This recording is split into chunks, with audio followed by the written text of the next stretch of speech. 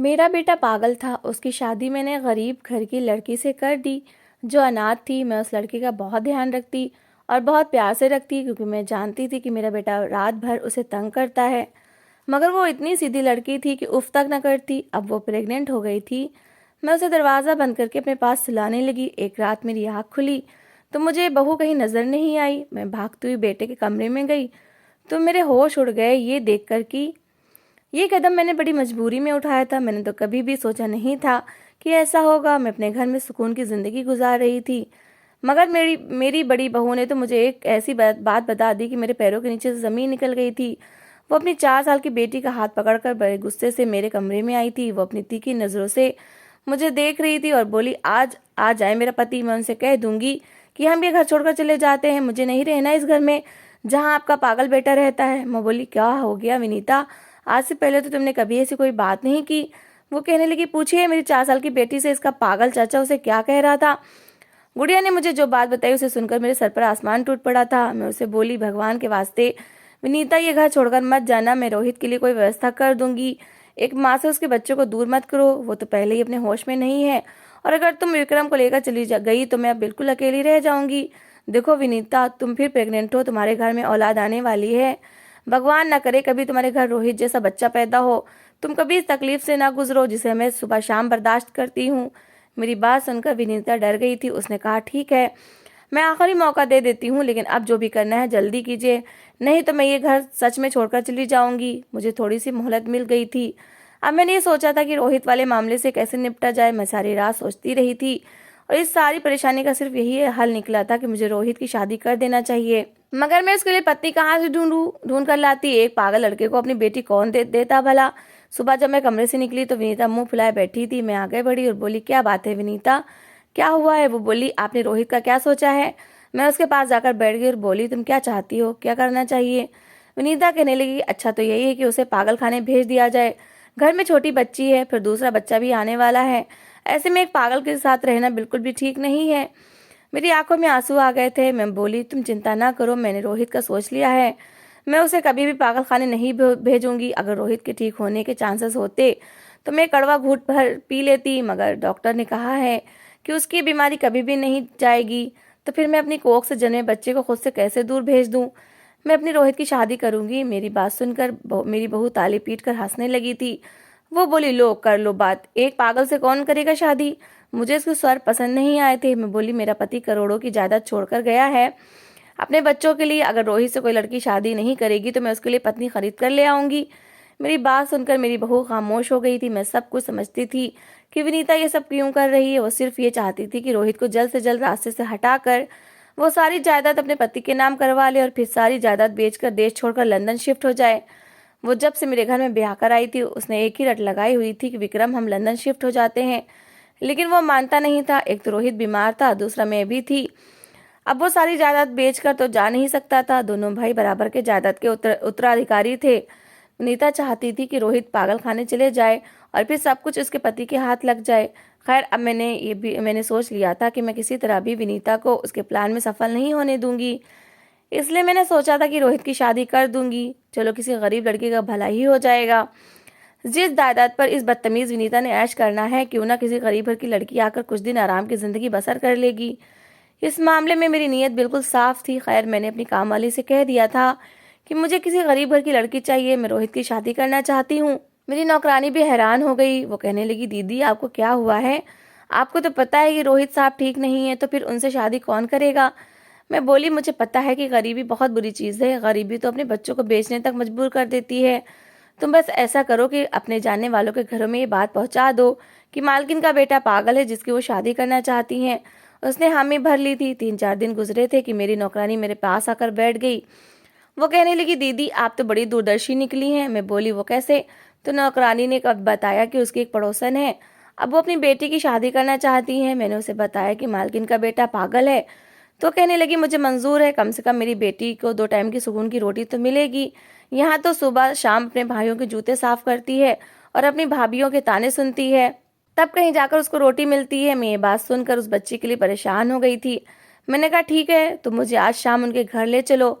नौकरानी ने पहले ही लड़की वालों को खबर कर दी थी। शाम के समय मैं घर को मैं किसी को बताए बगैर नौकरानी के साथ निकल गई थी। हम दोनों लड़की के घर गए थे। मैं तो ये देखकर सोच में पड़ गई थी कि इस तरह की तंग जगह पर कैसे लोग गुजारा करते हैं। छोटा सा घर था जिसमें छोटे 3 बड़े कमरे हुए थे। मुझे भी एक कमरे में ले जाकर बिठा दिया गया था। मैंने लड़की की माँ से बातचीत करना शुरू किया कि मेरा बच्चा ठीक नहीं है, मुझे उसके लिए पत्नी की तलाश है। हमारे घर में किसी चीज़ की कोई कमी नहीं है, दौलत आराम सब कुछ मिलेगा आपकी बेटी को, और मेरे बेटों को कोई साथी मिल जाए तो मुझे भी सुकून मिल जाएगा कि मेरा बच्चा इस दुनिया में अकेला नहीं है। उस औरत की आंखों में आंसू आ गए थे। वो कहने लगी, मैं आपकी बात को अच्छी तरह समझती हूँ। औलाद के दुख और तकलीफ से बड़ा कोई दुख नहीं होता। मैंने कहा, आप अपनी बेटी को लेकर अब आए। जब रजनी को मेरे सामने लाया गया तो मैं ये देखकर हैरान रह गई थी कि वो बहुत सुंदर थी। उसकी उम्र भी कम थी, यही कोई 19-20 साल की होगी। उसके चेहरे से मासूमियत टपकती थी। वो मेरे पास आकर बैठ गई। उसकी नज़रें झुकी हुई थी। वो थोड़ी देर मेरे पास बैठी और फिर उठकर चली गई थी। फिर रजनी के दोनों भाई आकर बैठ गए थे।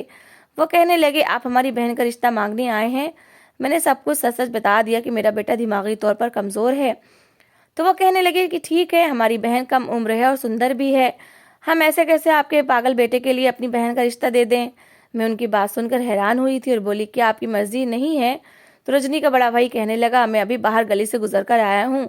बाहर आपकी बड़ी सी गाड़ी खड़ी है जिससे आपकी हैसियत का बखूबी पता चलता है।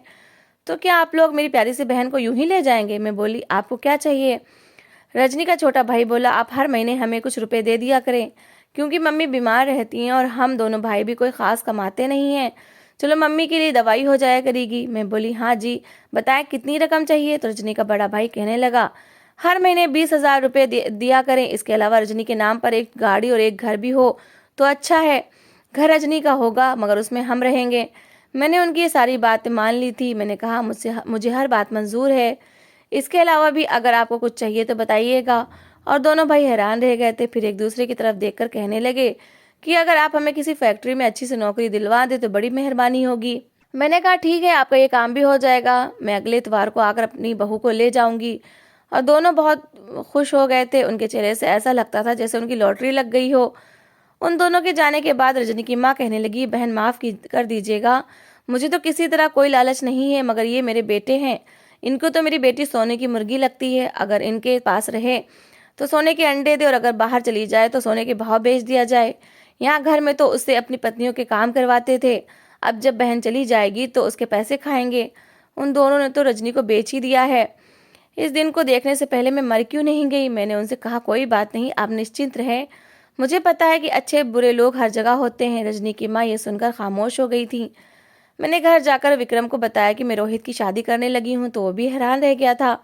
मम्मी आप क्या कर रही हैं? तो मैंने उनसे कहा कि लड़की के माँ रिश्ता के लिए भी मान गई हैं, लड़की बहुत प्यारी है और कम उम्र भी, रोहित को खुश रखेगी। तो विक्रम कहने लगा, मम्मी वो लड़की तो रोहित को खुश रखेगी मगर लड़की का क्या होगा? क्या उसको रोहित खुश रख पाएगा?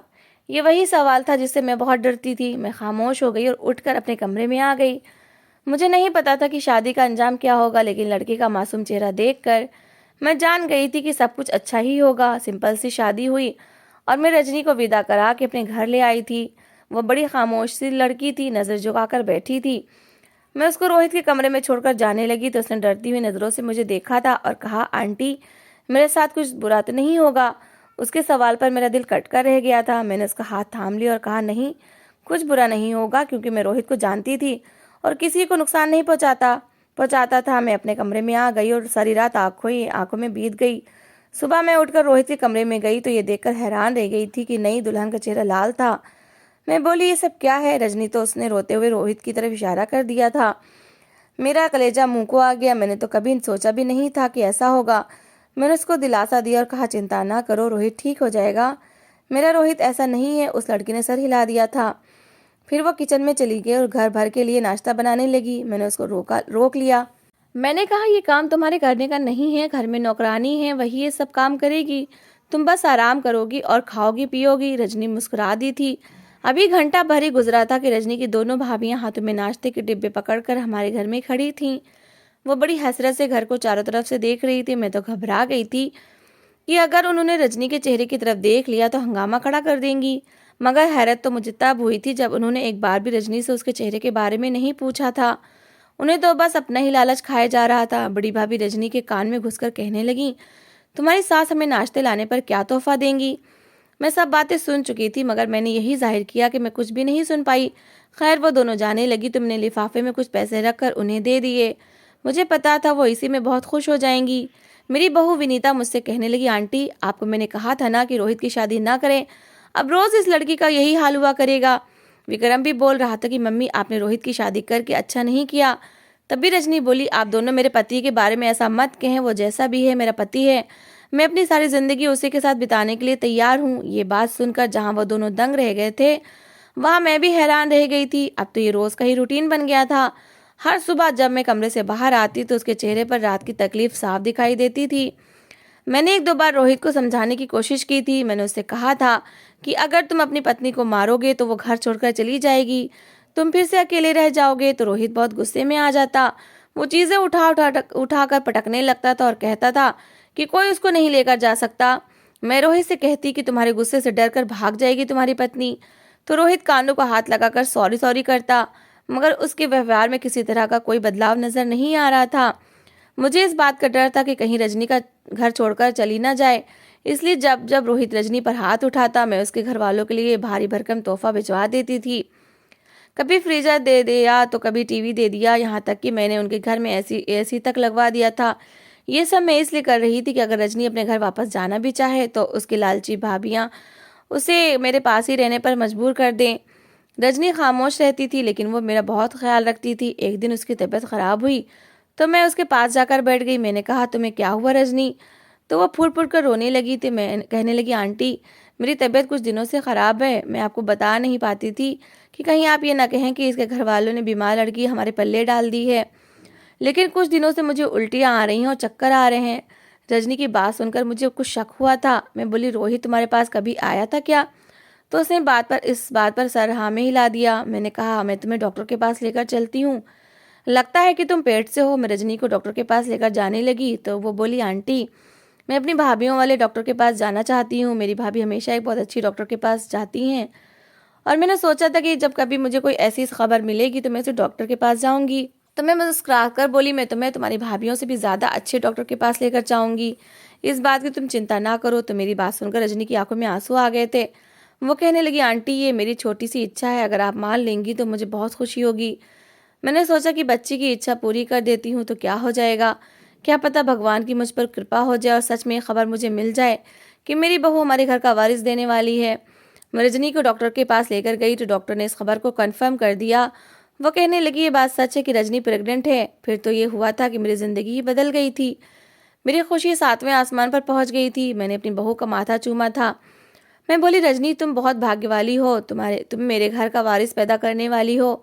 अब रोहित के हिस्से की सारी जायदाद मैं अपने वारिस के नाम कर दूंगी। मैं किसी ऐसे इंसान को अपने बेटे के हिस्से पर ऐश नहीं करने दूंगी जो उसे पागल खाने भिजवाना चाहता है। रजनी ने सिर हिला दिया था। उसने अपने मुंह से कोई शब्द नहीं कहा था। मेरी बहू को तो न पैसों का लालच था और न ही जायदाद का। वो तो बड़ी सीधी सादी लड़की थी। ये तो उसके घर वाले थे जो उसे कैश करवा रहे थे। रजनी को इस दुनिया में सिर्फ अपने होने वाले बच्चे के साथ लगाव था, मगर रोहित अब भी उस पर हाथ उठाता था। मैं इस बात को लेकर बड़ी परेशान रहती थी कि कहीं बच्चे को कुछ हो ना जाए। इसका हल मैंने यही निकाला था कि मैं रजनी को अपने कमरे में लिटाने लगी थी। मैंने उससे कहा था कि जब तक बच्चा पैदा ना हो जाता है तो मेरे साथ रहोगी। इस बात पर रोहित ने बहुत हंगामा किया था, मगर मैं उसकी सुनने वाली नहीं थी। मैं अपनी बात पर अड़ी रही थी और धीरे धीरे रोहित को भी सब्र आ ही गया था। एक दिन रजनी बड़ी परेशान सी बैठी थी। मैं उसके पास जाकर बैठ गई और बोली, क्या बात है रजनी? रजनी ने जल्दी से अपने आंसू पोंछ लिए और बोली, कुछ नहीं मम्मी जी। मैंने जब बार बार पूछा तो रजनी बोली, वनीता भाभी मुझे कह रही थी कि तुम अपने बच्चे को गिरा दो, पागल आदमी का बच्चा भी पागल होगा। इतना कहकर रजनी फुट फुट कर रो दी और मेरे गले लग गई थी। मैं बोली, ऐसा कुछ भी नहीं होगा, तुम चिंता ना करो। विनीता तो तुमसे जलती है क्योंकि उससे पहले तुम घर का वारिस पैदा करने जा रही हो। मैंने रजनी को बहुत दिलासे दिए थे, मगर मेरा अपना दिल बेचैन हो गया था। अब मुझे विनीता से बहुत खतरा महसूस होता था। यही डर लगा रहता था कि विनीता रजनी के बच्चे को नुकसान न पहुंचा दे। मैंने घर में हुक्म दे दिया था कि विनीता के सामने रजनी का खाना भी नहीं बनेगा। छुप छुपाकर खाना रजनी के कमरे में भेज दिया जाएगा, मगर फिर भी मेरे दिल को सुकून नहीं आ रहा था। मैंने इसका ये हल निकाला कि मैं रोहित की सारी जायदाद पहले से ही रजनी के नाम कर देती हूँ।